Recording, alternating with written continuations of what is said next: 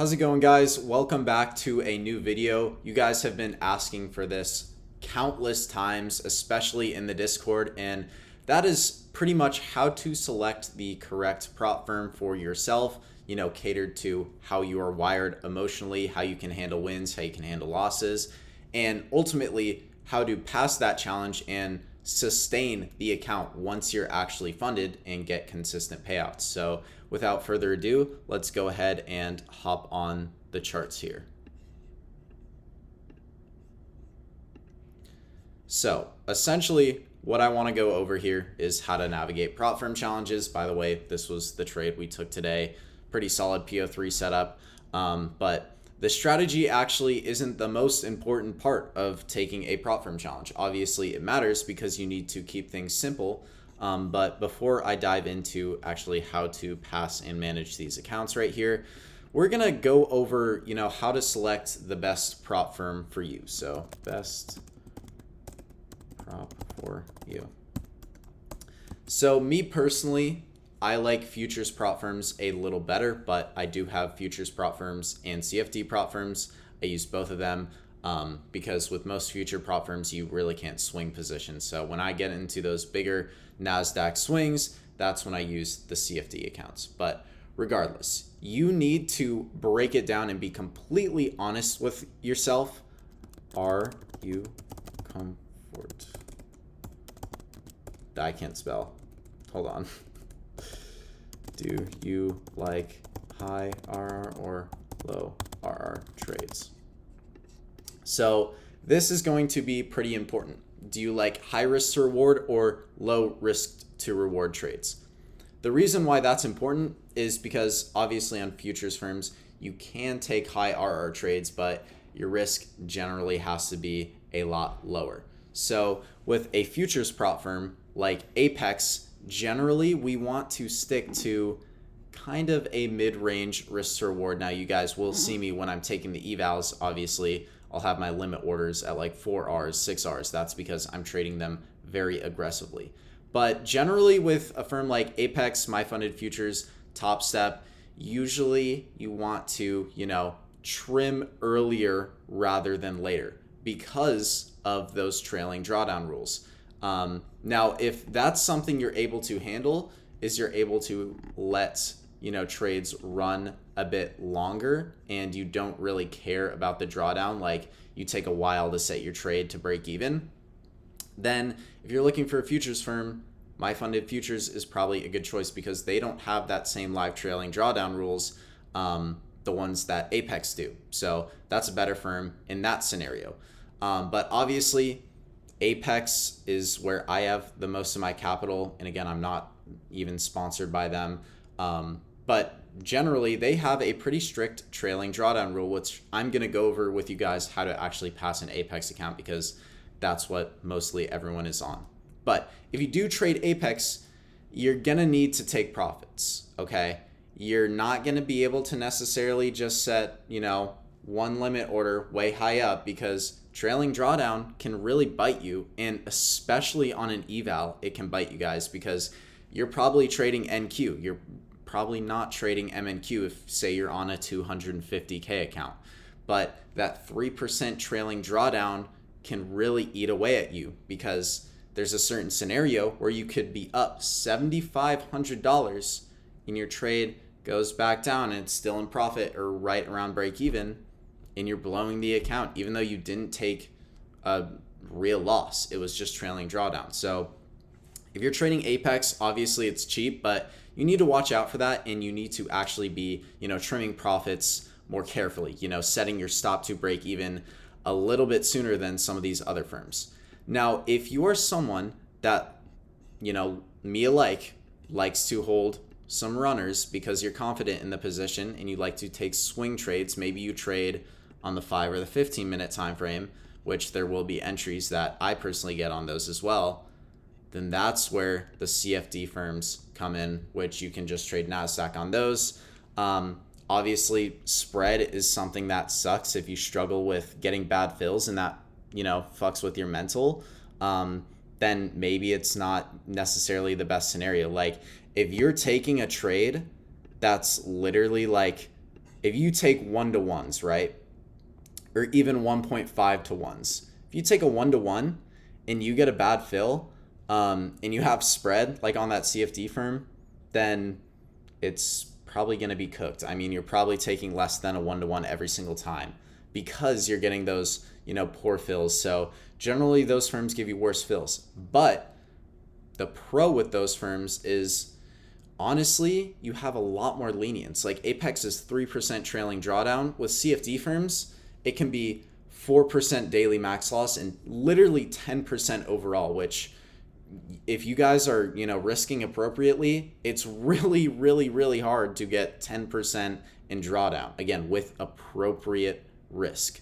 But yeah, you just need to play around with your emotions. You need to think, am I okay taking high R trades? Am I okay taking low R trades and trimming along the way? And just really you want to compare and contrast what the best firm is for you. But again, most of you guys already have your firm and probably have some of that stuff figured out. So without further ado, let's kind of get into actually how you're going to pass these accounts, right?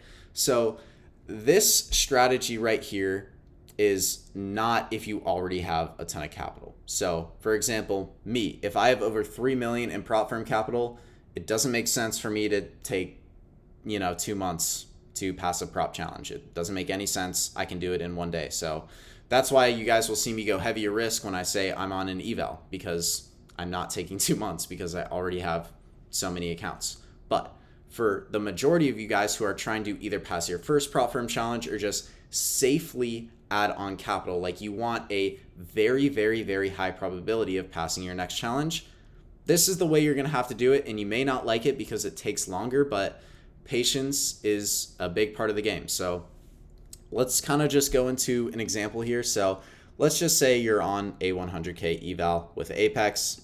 It's a one step with a 6% profit target and a 3% trailing drawdown. So number one, your first trade should always kind of be a high probability setup. And the reason why I say that is because mentally, when you guys take prop firm challenge, and I know if you're watching this video, you've experienced this. If you take a prop challenge and your first trade is a loss and you're in drawdown, honestly, it's mentally setting you up for failure.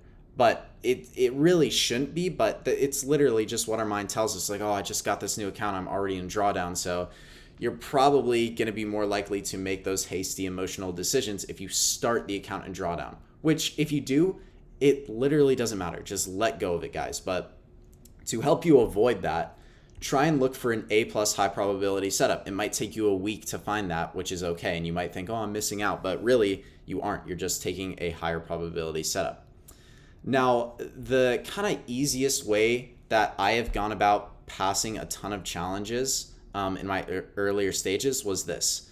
So you want to risk 0.5% of that account size. So 3% trailing drawdown, I don't really want to risk 1%. It kind of feels like a lot because, trailing drawdown can eat you up if you catch a really, really good trade. But yeah, trade 0.5% and around a 2 risk to reward, depending on the trade, depending on what your drawn liquidity is. It could be a 3R, it could be a 2.5, could be a 2, could be a 1.8. Just somewhere around that range, you're going to want to take off most of your profits. So take off 80%. This ensures that you are securing well over 1% on that trade at least. So when we take a look at a risk to reward chart, we want to make sure our winners are bigger than our losses every single time. Every winning day should be, well bigger than a losing day. That's going to help you maintain profitability, and that's going to help you if you literally have a 40% win rate, you're still able to, majority of the time, pass your accounts, take payouts. So don't take more than one trade in a day. So honestly, you guys, this is kind of dependent to you, but that's how I passed all of my challenges. Obviously now I get more aggressive because I have the capital to do so. But yeah, if you're really, really, really trying to 100% pass this challenge, don't take more than one trade a day. Super simple. And you never want to lose more than 1% of your account a day. Doesn't make sense to put that much risk. Never trim before 1-to-1, guys. Even if it's an A+ setup, don't trim before 1-to-1. It doesn't make sense, risk to reward. And yeah, take it slow. You don't need to hit a banger and pass it in, one trade, literally take it slow. Take it like you're trading your own 100K, like everyone tells you to. Mentally trick yourself that it's your own capital.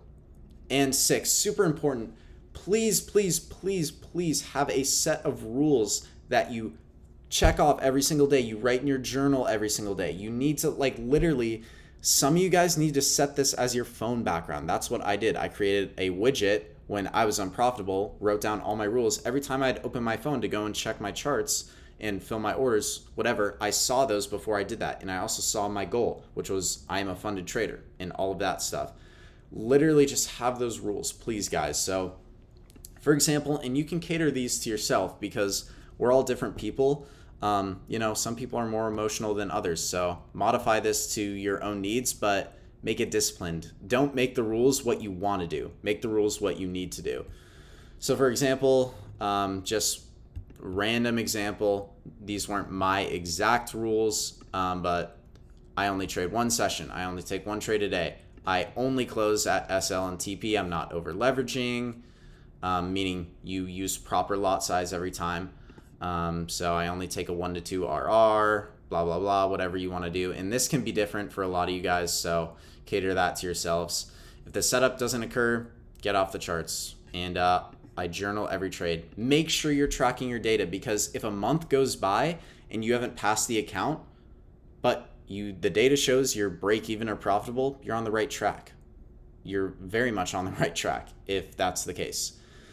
So to kind of end this off, guys, let's go over what you do when you're actually in drawdown on the account. So if you happen to lose that first trade, or you have a bad week, you have a bad couple of days, which happens to everyone. It's a part of the process. There's no need to blow your account when you have a couple losing trades.